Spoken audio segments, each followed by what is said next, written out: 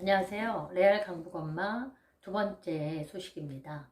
제가 오늘 여러분한테 말씀드릴 거는 사교육비 적게 들이면서 우리 자녀를 지혜롭고 건강하게 행복하게 키우는 방법에 대해서 말씀드리고자 합니다. 첫 번째, 아이들이 취학을 하고 나면 엄마들의 불안한 마음에 보습학원이나 속셈학원을 보내게 되는데요. 저는 보셈학원이나 속셈학원을 보내지 말라는 이야기를 하고 싶습니다. 보습학원이나 속셈학원은 아이들의 창의력을 키우는 데 있어서는 도움이 되질 않아요. 아이들이 그날 초등학교 때 배우면 얼마나 배우겠어요. 그 초등학교 배운 내용을 다시 복습하고 그리고 거기에 맞는 해답을 찾는 그 문제풀이 과정이 아이한테는 백해무익하다고 생각합니다. 그래서 보습학원이나 속셈학원이 우리가 동네에서 마트나 세탁소나 미용실 가듯이 보이더라도 거기에 현혹되지 말고 그냥 꿋꿋하게 내 집, 내 목적지로만 발길을 향해 줬으면 좋겠어요. 그래서 보습학원이나 속셈학원에 우리 아이를 보내지 말고 그럼 어떻게 하냐?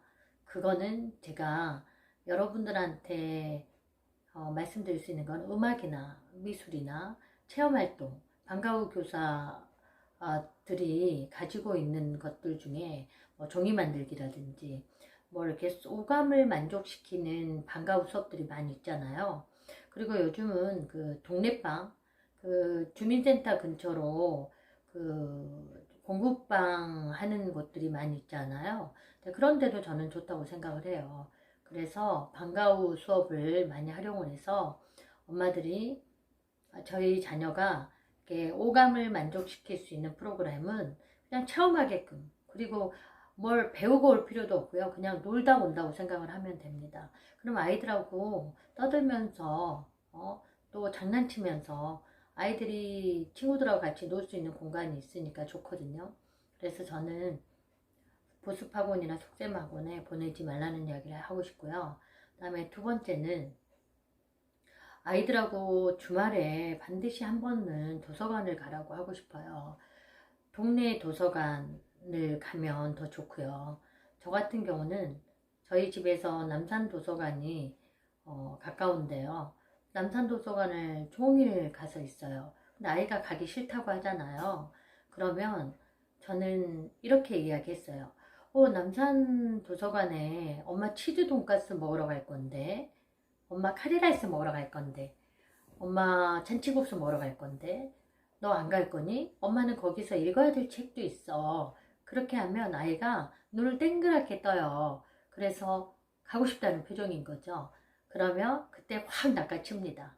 그래서 우리 아이한테 엄마랑 남산도서관 가서 우리 놀면서 또 맛있는 것도 먹고 또 놀다가 또 맛있는 거 먹고 간식 먹고 아이스크림 먹고 그리고 오자. 그러면 애가 아무 말 없이 따라와요. 그러면 아이랑 와서 그냥 이렇게 조용한 정독실에만 있지 마시고 전기 간행물도 가고요. 멀티미디어실도 있거든요. 그런데 가면서 그냥 박물관 전시회 순회하듯이 여기서 좀 있다가 또 다른 독서실로 가서 열람실로 가서 놀다가 또 신문 간행실로 가서도 놀다가 멀티미디어실 가서 또 영화나 저기 클립 영상을 보던가 뭐 교육 영상을 보던가 그렇게 해서 아이하고 한 5시간, 7시간은 놀다 온 것 같아요. 그러면 오전에 좀 놀다 보면 점심시간이 다가오잖아요. 그럼 점심에 약속했던 대로 치즈 돈가스 먹을 거야? 카레라이스 먹을 거야? 우리 오늘 가위바위보해서 먹을까? 그래서 치즈 돈가스나 카레라이스나 잔치국수 중에 짜장밥도 있거든요. 그런 걸 선택해서 먹는 거죠. 그럼 먹고 나면 애랑 같이 숲길을 걷는 거예요. 소화도 시킬 겸 아이스크림 하나 디저트로 물고 쭉 걷다 보면 1시간에서 1시간 반 동안 아이랑 놀다 내려옵니다. 또 어쩔 때는 애가 졸립다고 하면요. 그냥 거기에서 잠깐 자리 펴고 누울 수도 있고요. 또 벤치 같은 나무 벤치 있잖아요. 거기서 나무 벤치에서 좀 같이 누워있다가 내려옵니다. 그리고 나서 또 오후에 읽을 책을 찾아서 같이 읽고 또 이야기하다가 저녁 때쯤 내려오는 거죠. 그러면 10시 반이나 11시에 가서 오후 5시, 6시에 내려오는 거죠. 그러면 아이가 도서관에서의 그 책을 읽는 이 모든 과정들이 그냥 놀이라고 생각을 합니다. 엄마와 같이 했구나. 그리고 엄마가 내 옆에 있었구나. 그런 것들에 대한 불안한 감도 없고 행복해 하더라고요. 그래서 저는 초등학교 때부터 아이와 같이 주말이면 그냥 응당 도서관 가서 보냈던 것 같아요. 그래서 도서관을 가든 서점을 가든 그렇게 아이하고 같이 꼭 습관적으로 꼭 도서관이나 서점을 가라고 하고 싶고요. 저는 서점보다는 그냥 국립도서관이나 구립도서관, 어린이도서관, 국회도서관 이런 거를 추천해요. 거기에는 정말 밥이 맛있어요. 책도 정말 많아요. 그래서 꼭 했으면 좋겠고요. 세 번째는 제가 아이하고 같이 했던 것 중에 많은 창의적인 생각을 돕기 위해서 사실은 아이하고 많은 전시회라든지 음악회라든지 또는 미술관이라든지 또는 체험활동이라든지 또는 그런 활동들을 하면서 가장 중요하게 여긴 게 역사 공부였어요. 제가 초등학교 5학년 때부터 역사에 대해서 좀 알게 되잖아, 아이들이. 근데 초등학교 4학년 때부터 제가 역사 공부를 시켰어요. 여자아이임에도 불구하고 역사관이 투철하게 박히게 되면 그 역사의식으로 인해서 우리가 이루어진 그 사건들이 결국은 근거가 있고 그 역사적인 그 사건으로 인해서 도래된 그 결과가 있잖아요. 그래서 역사를 안다는 거는 기승전결이라는 논리적 근거를 갖게 되는 것 같아요. 그래서 역사 공부를 하기 위해서 한 달에 한 번 3시간에서 4시간 동안 역사 수업을 중앙박물관 가서 초등학교 4학년 때부터 3년간 했습니다. 그래서 고대사부터 세계사 그리고 우리의 한국의 역사까지가 한 3번 정도의 경험으로 쌓게 됐던 것 같아요.